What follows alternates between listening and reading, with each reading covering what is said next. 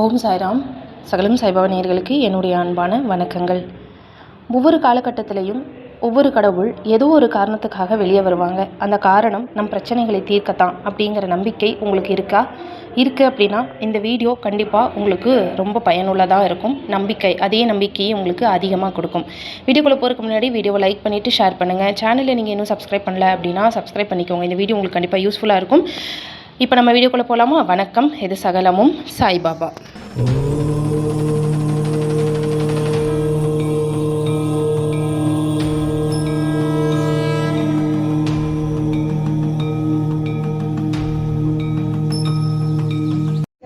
பொறு, உன்னுடைய கவலைகளை தூர எறி.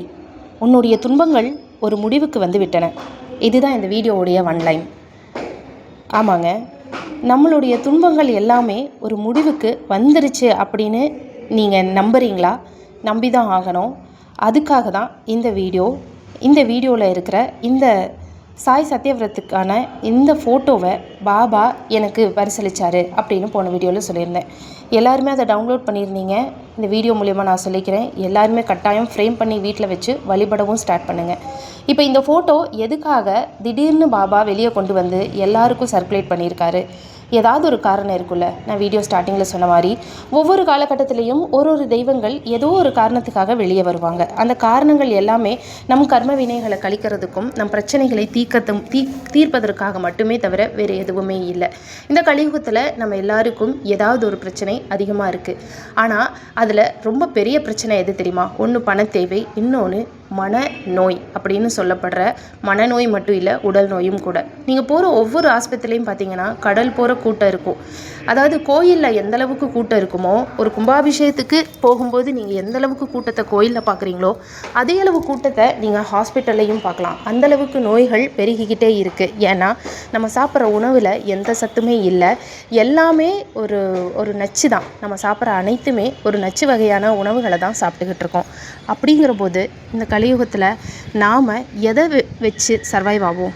கடவுளுடைய அருளும் ஆசீர்வாதமும் இல்லாமல் நம்ம எந்த ஒரு நோய் பிணியிலிருந்தும் தப்பிக்க முடியாது, வெளியே வரவே முடியாது. அப்பேற்பட்ட ஆசீர்வாதத்தை நமக்கு அழிக்கத்தான் பாபா இந்த சத்யநாராயண பூஜா வழிபாட்டுக்கான இந்த ஒரு ஃபோட்டோவை நமக்காக ரிலீஸ் பண்ணியிருக்காரு அப்படின்னு நான் நம்புகிறேன்.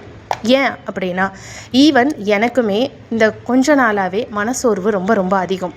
ரொம்ப மனசோர்வு, உடல் சோர்வும் ஆகிக்கிட்டே இருக்குது. எனக்குமே இந்த காலில் தொந்தரவுகள் அதிகமாகிக்கிட்டே இருக்குது. நான் ஆல்ரெடி சொன்னேன்ல, கால் ஃப்ராக்சர். அதுக்கப்புறம் தொடர்ந்து எனக்கு காலையே அடுத்தடுத்த பிரச்சனைகள் வந்துக்கிட்டே இருக்குது.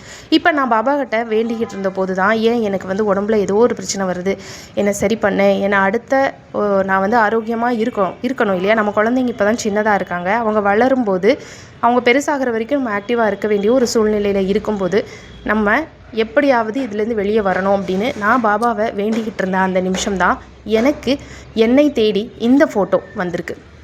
நான் போன வீடியோவில் சொல்லியிருந்தேன், 5-6 மாதமாக நான் தொடர்ந்து சத்யநாராயண பூஜாவை செஞ்சுக்கிட்டு இருக்கேன். அந்த சத்யநாராயண பூஜாவுடைய பலனாக இன்றைக்கி பாபா நாராயணனாவே என் வீட்டில் உட்காந்துருக்காரு. ஆனால் ஏன் வந்திருக்காரு? ஏன்னா எனக்கு என் உடம்புலையும் என் மனசுலையும் என் வீட்லையும் எனக்கு இருக்கிற பிரச்சனைகள் அத்தனை, அதை தீர்த்து வைக்க தான் வந்திருக்காருங்கிறது என்னுடைய நம்பிக்கை. அது என்ன? இப்போ நம்ம சாய் சச்சரிதத்தில் அத்தியாயம் 13 எடுத்துக்கலாம். அத்தியாயம் 13ல் 168வது பக்கத்தில் பீமாஜி பாட்டீலுடைய கதையை எடுத்துக்கலாம். பூனே ஜில்லாவைச் சேர்ந்த பீமாஜி பாட்டீல், அவருக்கு பல வியாதி இருந்திருக்கு. நெடுநாளாக அவருக்கு நெஞ்சு வலியால் அவர் ரொம்ப கஷ்டப்பட்டிருக்காரு. ஒரு கட்டத்தில் அதுவே ஒரு மிகப்பெரிய நோயாக அவர் உடம்புல நிறைய நோயாக அது பரவுது. எல்லையில்லாத சிகிச்சைகளை எல்லாம் அவர் எல்லாத்தையும் செஞ்சு பார்த்துட்டு எதுவும் பலன் அளிக்காம தான் எல்லா நம்பிக்கையும் இழந்து கடைசியாக கடவுளை நோக்கி அவர் நாராயணமூர்த்தியே என்னை எப்படியாவது குணப்படுத்து அப்படின்னு சொல்லி நாராயணனோட காலிலேயே அவர் கிடக்கிறாரு. சூழ்நிலைகள் எல்லாம் நன்றாக இருக்கையில் நாம் கடவுளை நினைப்பதில்லை. கேடும் துரதிர்ஷ்டமும் நம்மை தாக்கும்போது நாம் அவரை நினைக்கிறோம். எனவே பீமாஜி இப்போது கடவுளை நோக்கி திரும்பினார். நம்ம எல்லாருமே இதே சூழ்நிலை தான் இருக்கோம். நம்ம எல்லோரும் நல்லா இருக்கும்போது கடவுளை நோக்கி போகிறதில்ல. ஆனால் நமக்கு ஒரு துன்பம் வரும்போது மட்டும்தான், ஐயோ கடவுளே, ஏன் எனக்கு இந்த மாதிரி ஒரு துன்பம், இதை எப்படியாவது இதை குணப்படுத்து அப்படின்னு சொல்லி நம்ம அலறோம். அந்த மாதிரி தான் பீமாஜி பாட்டீலுக்கு தீராத நோய், தீராத வியாதிகள் இருந்தபோது வேறு வழி இல்லாமல் கடைசியாக அவர் கடவுளை நோக்கி போகிறாரு. அதுக்கப்புறம் நானா சாஹிப் கிட்ட பேசி ஷாமாகிட்டையும் கலந்து பேசி ஷீரடிக்கு போகிறாரு. ஷீரடிக்கு போனதும் தான் பாபா இந்த வரிகளை சொல்கிறாரு. பொறு, உன்னுடைய கவலைகளை தூர எறி. உன்னுடைய துன்பங்கள் ஒரு முடிவுக்கு வந்து விட்டன. ஒருவன் எவ்வளவுதான் நசுக்கப்பட்டு வேதனைப்பட்டவனாக இருப்பினும் இம்மசூதியில் கால் வைத்தவுடனேயே அவன் மகிழ்ச்சியின் பாதையில் செல்கிறான். இங்கே உள்ள பக்கிரி மிகவும் அன்பானவர். அவர் இவ்வியாதியை குணப்படுத்துவார். எல்லோரையும் அன்புடனும் ஆசையுடனும் பாதுகாப்பார். 5 நிமிடத்திற்கு ஒரு முறை நோயாளி இரத்த வாந்தி எடுத்து கொண்டிருந்தார். ஆனால் பாபாவின் சன்னிதானத்தில் எவ்வித வாந்தியும் இல்லை. நம்பிக்கையும் கருணையும் கொண்ட மொழிகளை பாபா உதிர்த்த அத்தருணத்திலேயே வியாதி குணமடையும் நிலைக்கு திரும்பியது. ஸோ இதுலேருந்து என்ன தெரியுது? ரொம்ப நோயால் கஷ்டப்பட்டுக்கிட்டு இருந்த, தீராத நோயால் கஷ்டப்பட்டுட்டு இருந்த பீமாஜி பாட்டீல் ஷீரடியில் பாபாவுடைய சன்னிதானத்தில் கால் எடுத்து வச்சதுக்கப்புறம், அவருடைய கண் பார்வை அவர் மேல் பட்டதுக்கப்புறம் தான் அவருக்கு இந்த நோய் ஒரு முடிவுக்கு வருது. எல்லாமே தீர்ந்து போய் அவர் குணமாகிறாரு. அதுவும் 2 கனவின் மூலமாகவே பாபா குணப்படுத்துவார். இந்த சிகிச்சை 2மே கனவு மூலமாக நடக்கும். முதல் கனவில் ஒரு பிரம்பால் அடிக்கிற மாதிரியான ஒரு கனவு வரும். 2வது கனவில் நெஞ்சின் மீது பாபா ஒரு கல்லை எடுத்து வைக்கிற மாதிரி வரும்.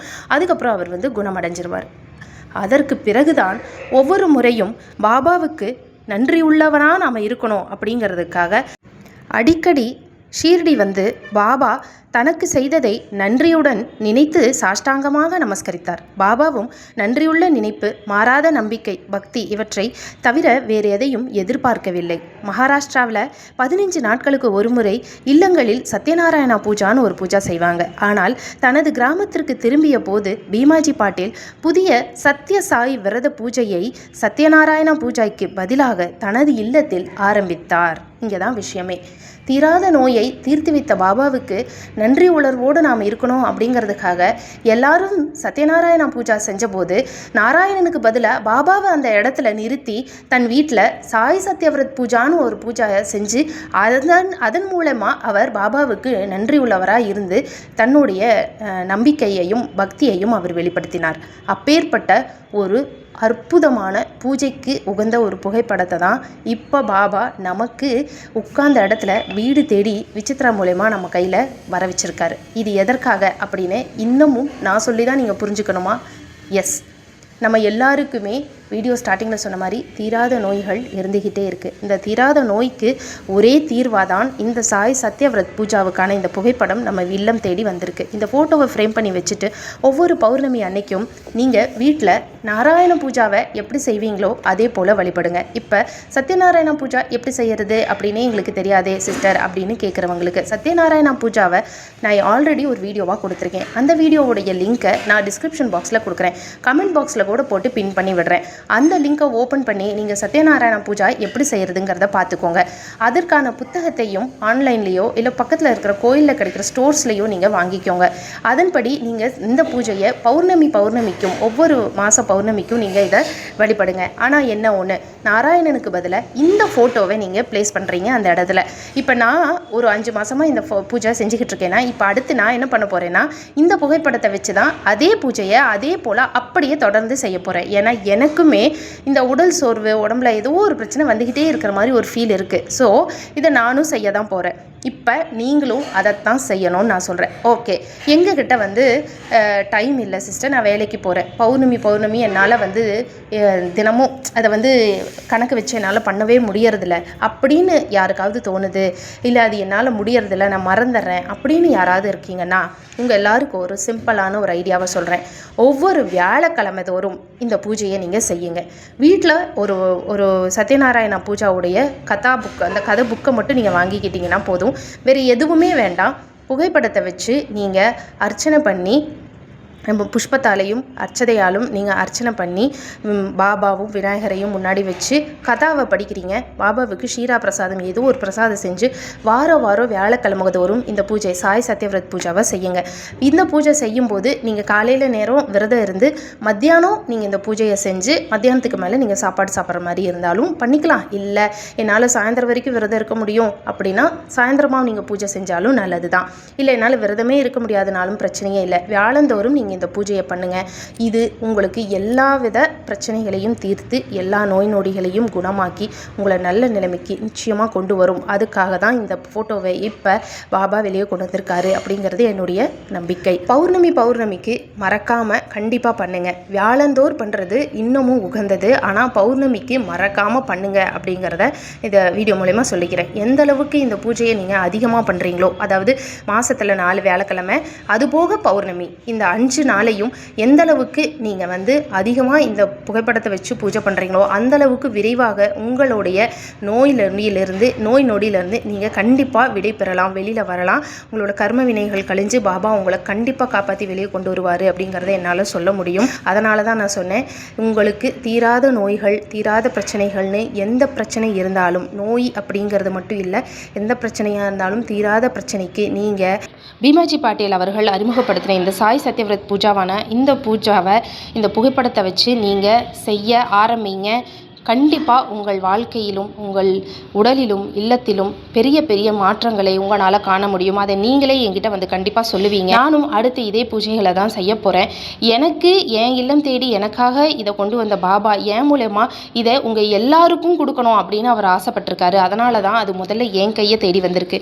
நான் மட்டுமே செய்து பலனடைகிறதை காட்டிலும் என்னால் இன்னும் பல பேர் இதை பலனடையணும் அப்படின்னு நானும் ஆசைப்படுறேன், பாபாவும் ஆசைப்படுறாரு.